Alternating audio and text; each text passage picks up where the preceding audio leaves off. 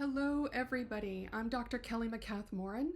I'm a folklorist, an author, I'm a musician, I'm a Nordic animist, and I'm working on a book titled The Storyteller's Guide to Folklore. I thought I'd try something new and come to you in a short video and talk a little bit about the book and talk a little bit about what folklore is and why it matters to storytellers. Now, some of you might remember that for 5 years, between 2019 and 2023, I ran a project that was a dispatch and podcast series called Folklore and Fiction. Folklore scholarship meets the storytelling craft.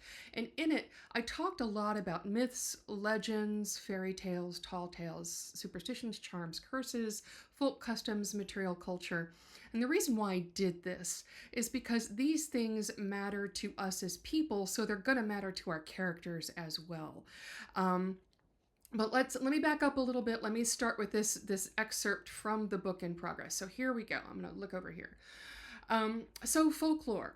In 1846, British writer William Toms coined the word folklore in a letter written under the pseudonym Ambrose Merton to a literary magazine called the Athenaeum. Toms contributed little else to folkloristics, but because he gave the discipline his name, we thank him for it. Indeed, he would have not had it any other way.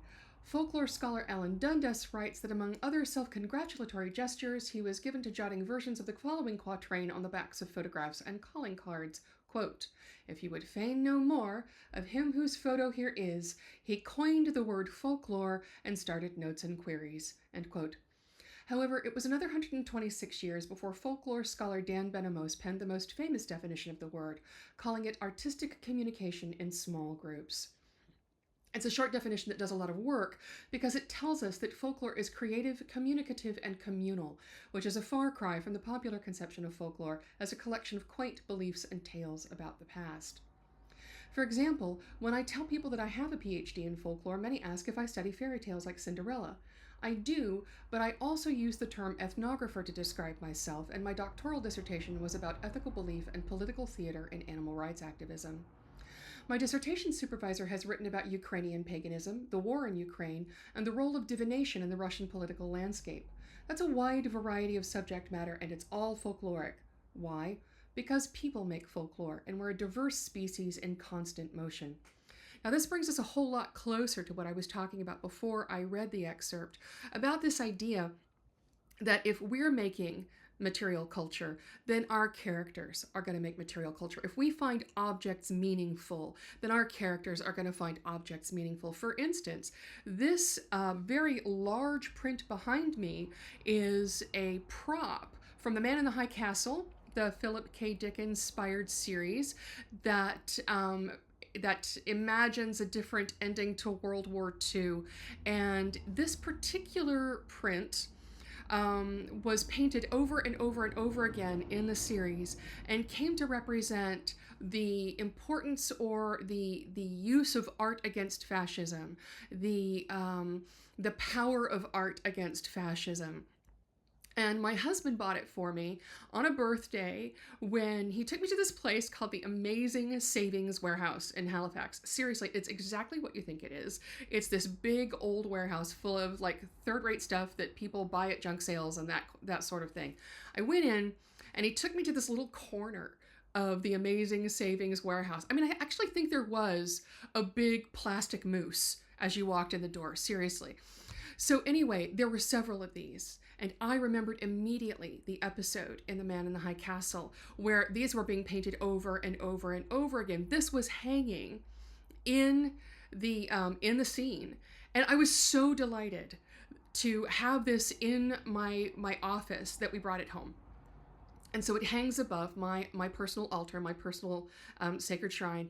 And for me, it's a daily reminder of the power of art. Now that, my friends, is what material culture is. It is an object with meaning. Now that could be a traditional recipe. Traditional recipes are physical objects with meaning. It can mean this print that is a prop from a show that I loved that represents an ideology that I value. It can be a necklace that your mother gave you. It can be my Thor's hammer that I wear all the time, and I can tell you stories about that too, and I might at some point. But here's the thing. If that matters to me, what physical objects matter to your characters? Do they have a necklace? Do they have a painting? Is there a recipe? Is there a bike that their dad handed down to them that he had when he was a kid? It could mean any number of things. And folklorists study the meaning of these objects in relationship to people's lives. And I can bring and have brought the study of objects to characters' lives in the Folklore and Fiction podcast and dispatch series. And I'm going to be doing that more deeply in the Storyteller's Guide to Folklore. I'm also going to be talking about mythic, folk narrative like myth, legend, fairy tale, tall tale, ballad, memorat, which is a personal experience narrative with a supernatural component, like a ghost story. If you see a ghost and you tell a story about it, you're telling a memorat. So what I'm doing in this book is I'm taking all of these things that we study as folklorists, folk narrative, folk belief, folk life, and I'm saying, okay, it matters to me, it matters to you, it's going to matter to your characters. And here's how you take the knowledge that folklorists have and bring it effectively into your writing. If you'd like to keep up with the Folklore and Fiction project or the Storyteller's Guide to Folklore, you can go to folkloreandfiction.com. That's folkloreandfiction.com and sign up for the newsletter there. There's a sign up block right on the front page. If you follow me on Instagram, that's at CSMaccath, at CSMACCATH. And I believe on YouTube it's at CSMaccath as well, at CSMACCATH. I do have a Facebook page. It's CSMaccath page on Facebook, but if you sign up for the newsletter at folkloreandfiction.com, you'll be sure and get all of these videos, and you'll be the first to know anytime something new drops, whether it be work on the Storyteller's Guide to Folklore, a video like this one. I've got some music coming up, some child ballads that I'm working on, another EP following that, and then some fiction sometime next year. So thank you very much for watching, and I'll see you next time. Take care. Bye-bye.